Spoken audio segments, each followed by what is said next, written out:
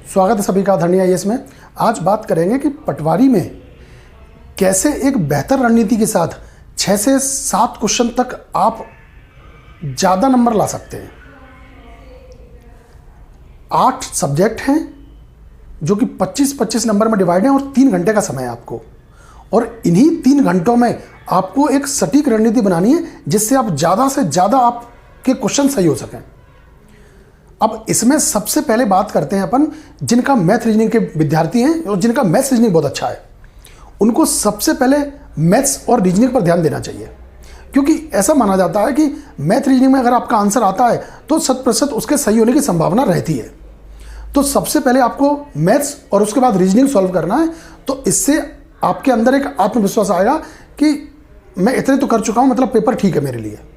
ठीक है, जब मैथ रीजनिंग आपका हो जाता है उसके बाद आपको हिंदी सॉल्व करना है।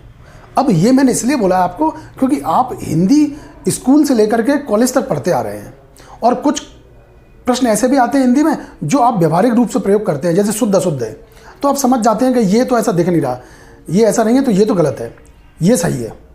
ठीक है, तो इसलिए आपको मैथ रीजनिंग के बाद हिंदी सही करना है।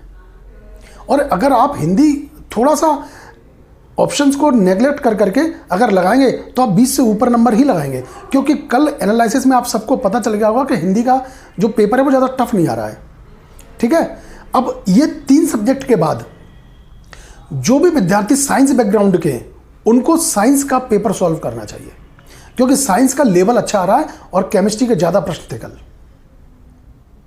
फिजिक्स, बायो, जो भी साइंस के स्टूडेंट हैं, अगर आप बीएससी, एमएससी या 12th तक भी साइंस लिया है तो आपको साइंस हल करना चाहिए। अब ये हो गए 4 सब्जेक्ट। अगर किसी का साइंस बैकग्राउंड नहीं है, वो आईटी फील्ड से है, तो उसको कंप्यूटर उठाना चाहिए। अगर कोई इंग्लिश मीडियम है, उसका इंग्लिश पर कमांड अच्छी है, तो उसको इंग्लिश उठाना चाहिए।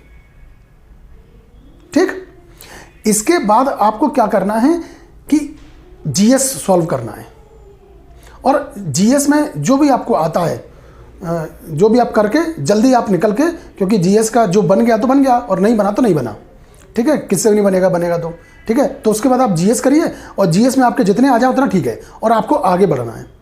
उसके बाद आप इंग्लिश और मैनेजमेंट पर ध्यान देंगे, क्योंकि इंग्लिश तो ठीक है, जो विद्यार्थी हिंदी मीडियम ही है उनको तो दिक्कत आएगी, लेकिन इंग्लिश मीडियम वाले इंग्लिश कर देंगे, है ना। और मैनेजमेंट ऐसा सब्जेक्ट है जिसका किसी को नहीं पता कि क्या पूछा जाएगा और क्या आएगा।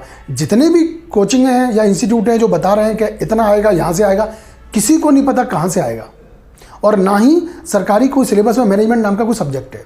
हाँ, कॉलेज लेवल में है, लेकिन वो अलग बात है। तो किसी को नहीं पता वो कहाँ से आएगा, तो उसके लिए आपको जितना समय, क्योंकि उसमें कुछ प्रश्न ऐसे आ रहे हैं विश्लेषणात्मक जो आप अगर थोड़ा दिमाग लगाएंगे तो कर सकते हैं, तो उसके लिए आपको समय की जरूरत पड़ेगी। तो मैनेजमेंट आपको सबसे लास्ट में करना है।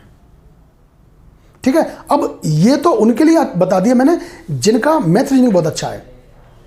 अगर आप एमपीपीएससी मेंस के या प्रीलिम्स के अच्छे स्टूडेंट रहे तो आपका जीएस बहुत अच्छा होगा, तो उन विद्यार्थियों को सबसे पहले जीएस करना है, उसके बाद हिंदी करना है, क्योंकि जीएस में वो उनके अच्छे खासे नंबर आ जाएंगे, और हिंदी में भी, क्योंकि मेंस में हिंदी सब्जेक्ट है और प्रीलिम्स में भी सीसेट में हिंदी है, तो हिंदी उनका अच्छा होगा। या एसआई के बच्चे हैं, उनका भी हिंदी अच्छा होगा, तो उनको भी हिंदी करना है।